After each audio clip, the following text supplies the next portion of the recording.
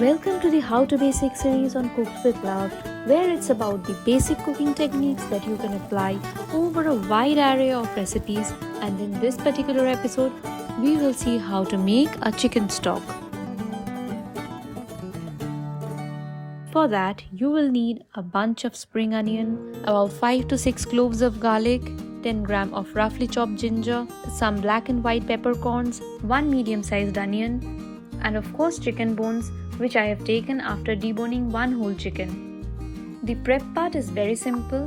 Cut up an onion into 2 halves. You don't need to use too much of onion as you are also using spring onions and you don't want to overpower your broth with onion flavor. Smash the garlic cloves so that they can impart more flavor into the stock. Roughly chop up about 10 gram of ginger, which I don't know why I forgot to film, and that is pretty much the entire prep. Now in a saucepan or a kadhai, add in the chicken bones. Add sufficient water to cover the bones.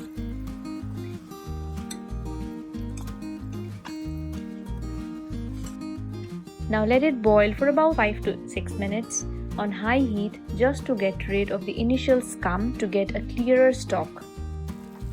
When the scum floats on the top, discard the water and give the bones a quick rinse. Now add a tiny amount of oil in the same pan and add in the aromatics just to give them an initial kickstart to release their flavor. I have used both white and black peppercorns.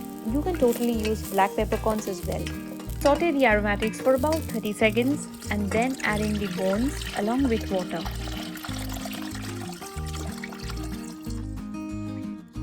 Initially I added 1 liter of water and then added 500 ml more. You need to submerge the bones. Add in a bunch of spring onions. Some Asian stock recipes also add coriander. Although I feel that coriander has too much of a strong flavor, a stock should not have any strong flavor of its own so that it can blend in any dish. Anyway, now all that's left is to let everything simmer for a long time on low heat. Initially, some scum will float on the surface, which you can skim out with a ladle. Now let everything simmer for the next 1.5 hours at least on low heat.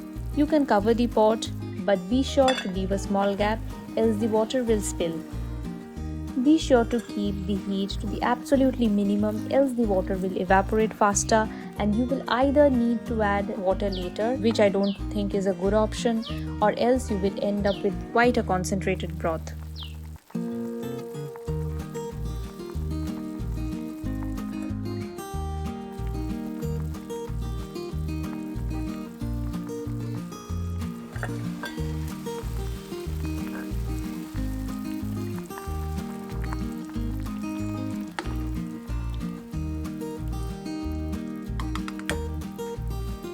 By the end of 90 minutes, I was left with about 850 ml of broth, so about a little more than 50% of my initial amount of liquid.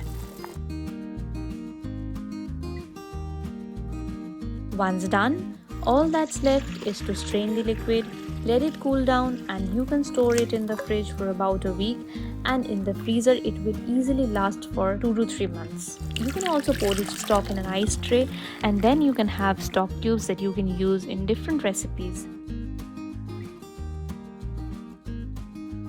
In the subsequent episodes, we will see how to use this chicken stock in other recipes. That's it for today's episode. Stay tuned, cook with love, and please don't forget to subscribe if you like our content.